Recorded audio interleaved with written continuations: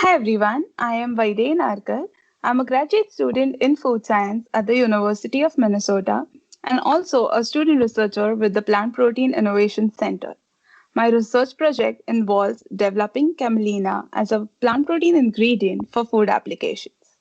Today, I will be talking about processing of oilseeds and production of plant protein ingredients for food applications. There has been a growing interest in novel plant based ingredients.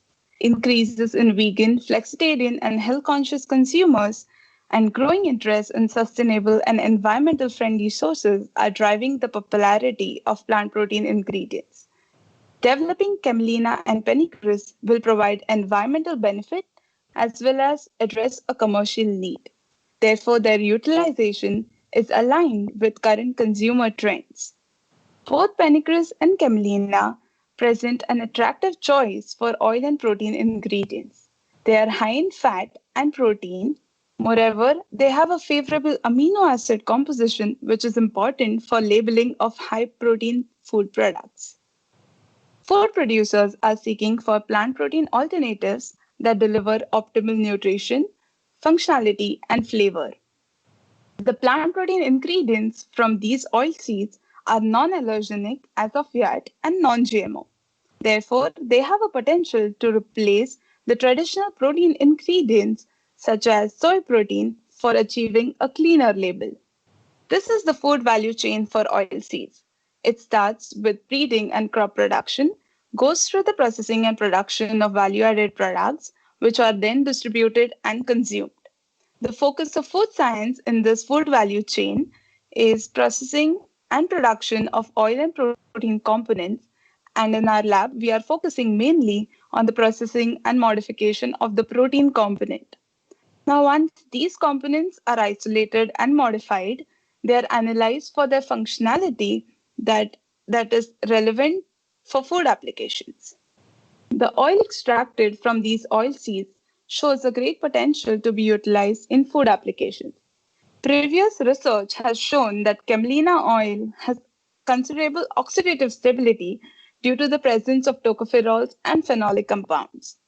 The ratio of alpha linolenic to linoleic acid is desirable for balanced intake of essential fats. The primary fatty acids in pennycris oil are linoleic and erucic acid. Currently, the oil is used as a feedstock for biofuels. Higher levels of erucic acid are known to have toxic effect on heart. Therefore, it is regulated at less than 2% of total fatty acids in the oil.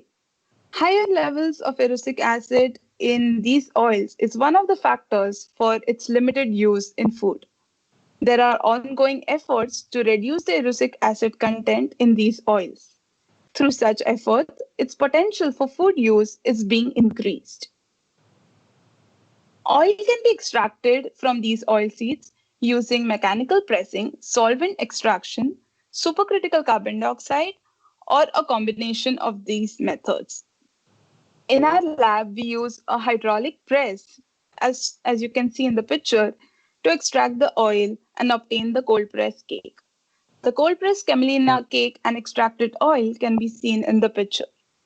Commercially, a screw press is used to expel the oil from the oil seeds. The screw pressed pennycris meal can also be seen in the picture. Moving on, to prepare the meal for protein extraction, the fat in the meal has to be reduced even further. Therefore, the meal is subjected to solvent extraction using hexane. Hexane defatting is also used in the industry to ensure complete extraction of oil from the oil seeds and achieve a higher oil yield. Finally, the meal is subjected to milling. So it is ground into using a UD cyclone sample meal to reduce its particle size and obtain the defatted meal. The defatted meal has about 40 to 45% protein. Now, to extract the protein from this meal, we are exploring and optimizing two different methods. One is alkaline solubilization and the other is salt solubilization. A number of factors are considered while exploring these methods. Firstly, a higher yield and purity of the protein is targeted. Secondly, We are emphasizing on production of a less denatured, more functional protein ingredient which would perform well in food applications. Finally, we are also considering the feasibility of scaling up these processes. For protein extraction using alkaline solubilization, the defatted meal is subjected to degumming to separate the soluble carbohydrates. In the next step, the proteins from the meal are solubilized at an alkaline pH.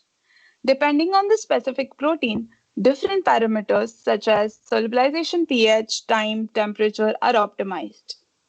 In the next step, the solubilized proteins are precipitated at an acidic pH. The changes in pH may lead to the formation of salt in the protein isolates. Salt may have a negative effect on the functionality of the protein. Therefore, the protein isolates are subjected to filtration to get rid of the salt and obtain the protein isolates. In the next method, that is protein extraction using salt solubilization, the first step is same as the previous method. That is, the defatted meal is subjected to degumming to separate the soluble carbohydrates. In this method, a low concentration of salt is used to solubilize the proteins. After this step, historically, a high concentration of salt was used to precipitate the protein. However, as mentioned before, salt may have a negative effect on the functionality of the protein. Therefore, the removal of the salt is important and could be expensive. Necessary washing steps may require a lot of water and are unsustainable. Therefore, instead of adding a high amount of salt, we are exploring an industry feasible method, ultrafiltration method, to get rid of the salt and other small molecular weight carbohydrates that were initially solubilized with the low concentration of salt, and finally obtain the protein isolates. Now, once we have these protein isolates, they are subjected to structural and functional characterization. Under structural characterization, we look at the denaturation of the protein to get an idea about the thermal properties of the protein. The profile of the protein are analyzed and the characteristic protein fractions are identified. Surface charge and surface hydrophobicity are analyzed to get an idea about the potential interaction of the protein with other molecules in its environment. The protein secondary structure is investigated to understand the molecular conformation of the protein. Overall, the structural characterization helps us understand the properties of the protein and finally relate them to its functionality.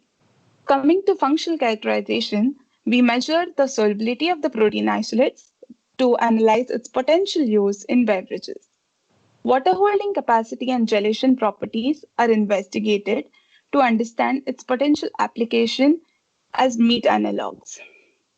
The surface properties such as emulsification and foaming capacity is analyzed to understand its potential application as emulsifiers and foaming agents in food applications such as baked products.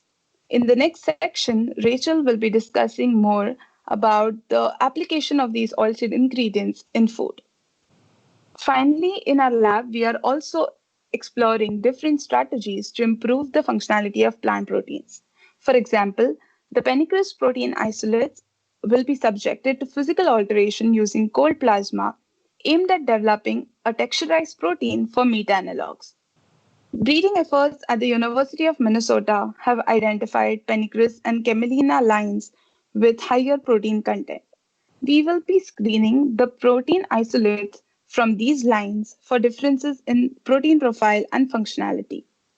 Thus, the development of these oilseed ingredients for food application would serve as an incentive for the farmers, would result in an economic gain to the farmers and the food industry, as well as lead to the overall well-being of the consumers. Next, I would like to introduce Rachel, another graduate researcher in our lab working with Pennycress. She will be speaking in more detail about the application of these oilseed ingredients in food. Thank you.